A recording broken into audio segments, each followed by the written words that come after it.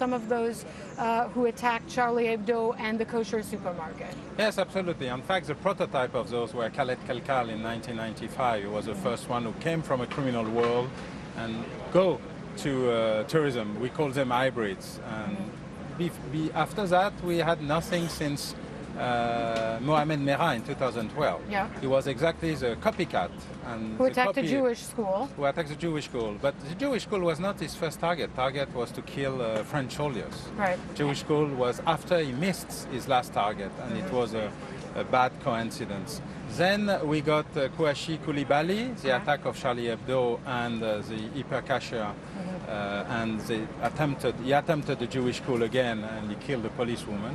And now we have those guys, but those are more complex because you have a mix of hybrids, maybe real terrorists coming to commit terrorism and that were only involved in that, not known by the police and intelligence services, and maybe for the first time those who are supposed to come back from Syria or Iraq. So what do you see as the shape of the response? Because when something happens like this, people want to respond in kind to what they just saw as the threat. That means refugees can be a threat. That means, once again, the notion that Islam is a threat. And then you have this battle of words and meanings and perversion of faith. Which way do you take it to be most effective right now? You know, criminologists do the work like doctors. Diagnosis, prognosis, and therapies. We don't begin by therapies, because if we begin by the end without knowing what we are trying to cure, we will not succeed, which is exactly the failure we have in our intelligence, the old Western world, for the last 15 years, beginning by Al-Qaeda until now. So the question for us is just to be sure that this is a real issue. Until now, 99% of those who commit attacks in the West were not coming back from Syria. That was those we did not let go to Syria first. So maybe we can look on the real threat and not only the last threat. Do it as a tourism, a plurality, and not only a singular issue. It's not something that replaced good old tourism.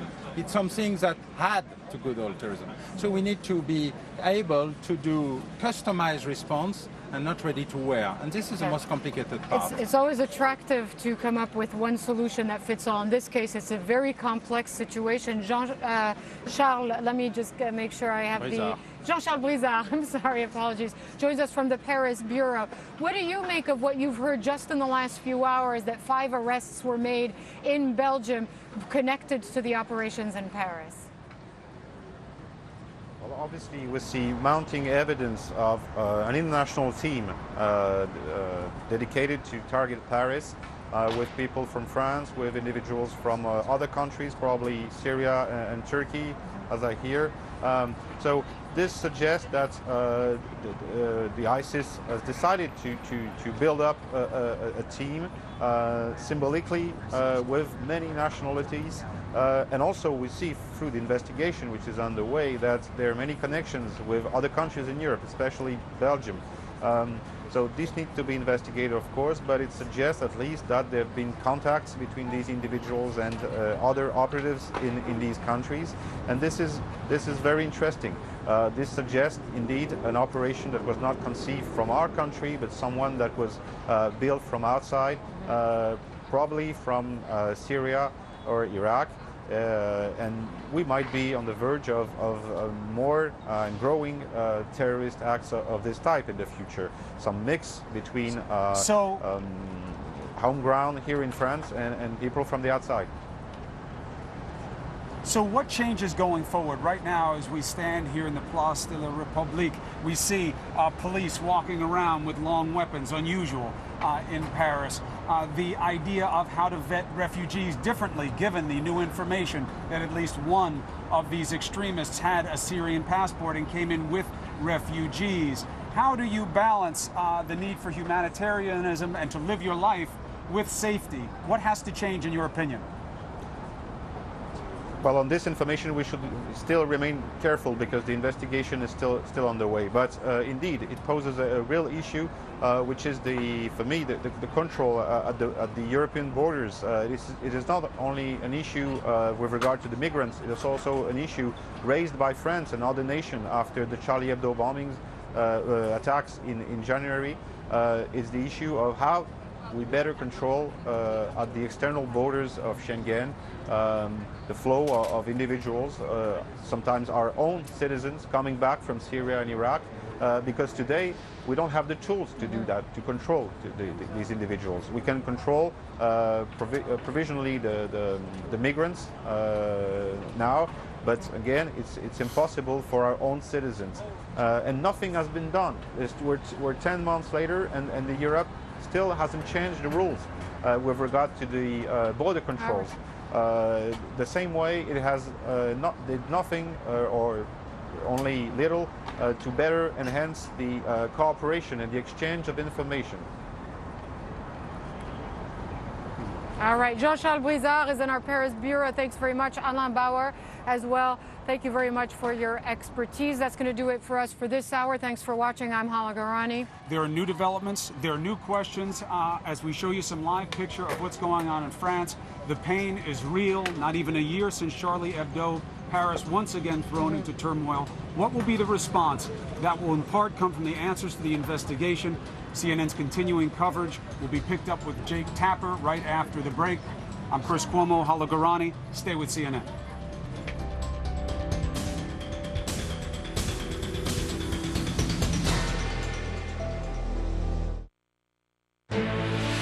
This is CNN Breaking News.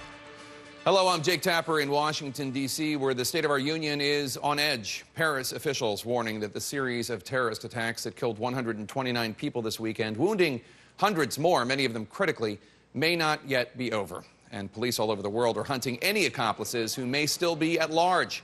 So far, one of the Islamic terrorists has been identified. Investigators found his finger on the floor of the Bataclan Theater where he blew himself up. He is Ismail Omar Mostafaei, a French national from a Paris suburb. 6 of his family members are currently in custody. And this morning, shocking new video. This inside the concert hall as the first shots rang out. And moments later, this, victims clutching their wounds on the sidewalk outside. But we have breaking news this morning. French authorities telling CNN that at least one of these Islamist terrorists, the first stadium suicide bomber, apparently embedded himself among a group of Syrian refugees in order to get into Europe. I want to get right to Paris, where the investigation is rapidly unfolding. CNN's chief international correspondent, Christiane Amanpour, is there live. She's breaking the story. Christiane, in September, ISIS warned they would use the refugee crisis to infiltrate the West. It looks as though they made good on that promise. Jake, we're chasing down a story, and obviously the whole network is trying to really come to grips with the implications of what we've been told by the French authorities here this morning.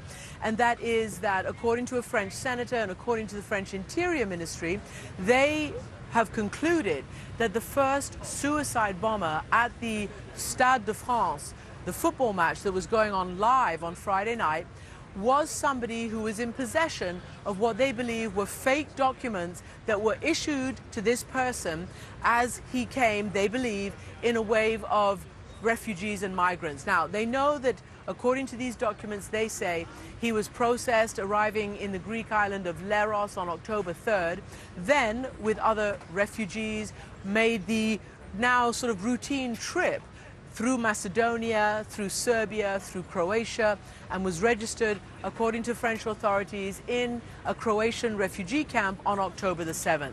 And then it is supposed and concluded by investigators here that this person would have gradually made their way to Paris over the period of over a month since then the attack happened, obviously, November 13th. They say that the fingerprint of the first bomber at the Stade de France matches the print on this document that was found with him. They say the name is Ahmad Abu Muhammad, and they say he was born, according to these fake documents, the 10th of September 1990. They also say that the reason they've concluded that this was this new development, that perhaps, you know, these bombers coming in as infiltrators into the wave of refugees and migrants, is that his fingerprints were not known to the French authorities. They're telling us that they were not in the French database. Now, obviously, we're still trying to chase all this down. There'll be all sorts of claims and counterclaims, and we will try to chase all of this down. But right now, that is the information that we're getting from the French authorities. In addition, they've told us that the 2 other suicide bombers, there were 3 in total at the football match, were in possession of fake Turkish passports. Back to you, Jake. Christiana Mampour in Paris, France. Thanks. Now with me is Republican candidate for President Jeb Bush, live in Miami. Governor Bush, thanks for joining us. We have breaking news this morning. As you heard from Christiane Mampour, according to French authorities, at least one of the Islamist terrorists smuggled into France amongst refugees from Syria. There are Syrian refugees coming into the United States right now. Clearly, there is a heartbreaking humanitarian imperative at stake. But what would you do as president given this new information? Well, I think we need to lead as it relates to taking action in Syria and Iraq to eradicate ISIS from the face of the earth. That should be our first and foremost responsibility. But as it relates to the refugees, I think we need to do thorough screening and take a limited number.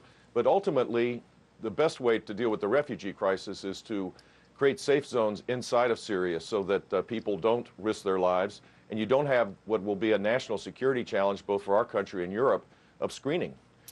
In addition to that, Jake, I'd say that there are a lot of Christians in Syria that have no place now.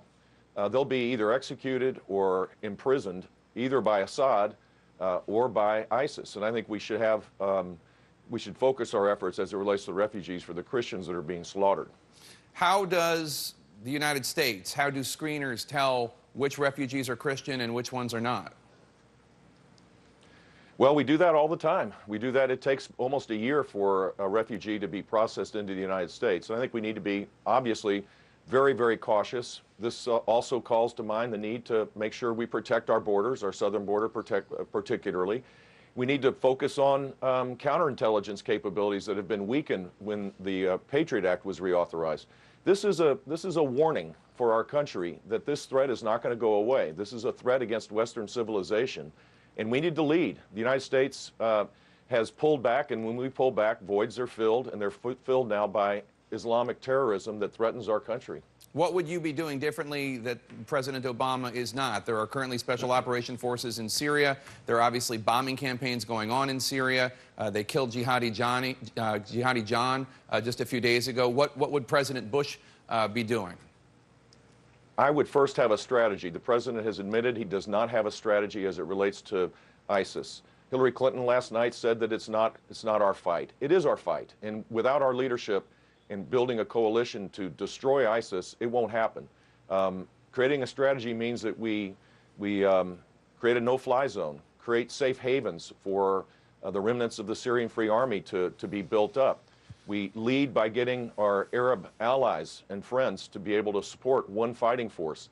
This is made more complicated by the Iranian deal and Iran's and Russia's support of the brutal Assad regime. Both of those, both ISIS and Assad need to be taken out, which means that we need to have a concerted effort by Europe, the United States, with our leadership, and the Arab world to create an alternative to the brutality that exists so that there could be stability. You mentioned Hillary Clinton. The Democratic candidates gathered last night in Iowa for their second debate. Take a listen to Hillary Clinton talking about ISIS. We have to look at ISIS as the leading threat of an international terror network. It cannot be contained. It must be defeated. How would your approach to ISIS differ from Hillary Clinton's? Well, she says that, but then she says it's not. Later in the debate, she said it wasn't our fight. The difference would be that, as I spoke 2 months ago at the Reagan Library, we need a strategy, and American leadership is desperately needed there. We need a no-fly zone. We need to create safe havens. We need to embed with the Iraqi military and provide direct support for the Kurdish forces and re-engage with the Sunni tribal leaders. A strategy requires listening to the commanders, not tying their hands behind their backs, not having lawyers on top of every sortie that goes out. This is a war, and we should act accordingly. And does that mean you think we should send more troops into Syria, more troops into Iraq? I would listen to the military commanders and give them the mission, which is how do we destroy ISIS? It is Islamic terrorism. It's not a law enforcement engagement. And listen to them and then develop a clear strategy. I can't tell you the force levels required to do this. I do know that it has to be done in unison with our allies. We can't do this alone, but we must lead. The Pope called the Paris massacre part of World War III. President of France, Francois Hollande, he's called it an act of war. Should NATO invoke Article 5, an attack on one is an attack on all, and declare war on ISIS? I think the president should convene the North American Council to discuss that, and I do think that it's worthy of consideration for sure. If that's what the French want, then our longest and strongest and most loyal ally over our entire history, we should certainly consider it. Our hearts go out to the people of Paris and to France. This is the second time they've had an atrocious act of terror in their country. We need to show complete solidarity with them. You, on Twitter last night, tweaked Hillary Clinton and the other Democratic candidates for being unwilling to use the phrase radical Islamic terrorism at the debate. Hillary Clinton said she's following the example of your brother, George W. Bush, after 9/11. Take a listen to this. The face of terror is not the true faith of Islam. That's not what Islam is all about. Islam is peace. These terrorists don't represent peace. They represent evil and war. Is Islam peace, Governor? You know what? I know what Islamic terrorism is, and that's what we were fighting with ISIS, Al-Qaeda, all of the other groups, and that's what our focus should be on. This is not a question of religion. This is a political ideology that has co-opted a religion. And I think it's more than acceptable to call it for what it is and then organize an effort to destroy it. I guess the question is, though, Hillary Clinton said she doesn't want to label it as Islamic terrorism, and that seemed to be, at least in the first few years of the war on terror under President Bush, your brother, his blueprint as well. And he said Islam is peace. It's hard to imagine Hillary Clinton saying Islam is peace and not being attacked by Republicans. Look, all I know is that she does not believe that this is our fight. This is a fight for Western civilization. We need to be all in on it. And the simple fact is that these are Islamic terrorists that have co-opted a faith that is peaceful. But nevertheless, this is something we need to fight. And I don't think anybody would question that my brother was in that fight, that he viewed it as a national security fight, and he led. And that's what we need to do again. The Pentagon said Friday that it has disabled nearly 3/4 of the ISIS oil infrastructure. It prompted Donald Trump to tweet the following, quote, "They laughed at me when I said to bomb the ISIS-controlled oil fields. Now they are not laughing and doing what I said." Do you give Donald Trump credit for this one? I don't give Donald Trump credit. He's been all over the map as it relates to this, whether we should engage or not engage, whether we should have the Russians do the work that a coalition needs to be done, whether Assad needs to be kept in. All of this is quite confusing because he's bouncing around as it relates to a policy. What we need is a strategy to take out ISIS and to deal with Assad at the same time. And part of that strategy is, correctly so, to take out their resources, both the ability to hold people hostage for kidnapping for ransom, as well as taking out their ability to garner revenue from oil. Those are smart moves, but I'd love to see the president describe what the strategy is and then garner the support in the world to be able to execute on it. Governor Jeb Bush, thank you so much for joining us today. Thank you, Jake. Coming up, President Obama has just landed in Turkey. He made remarks on the Paris attacks. We will bring those to you right after the break.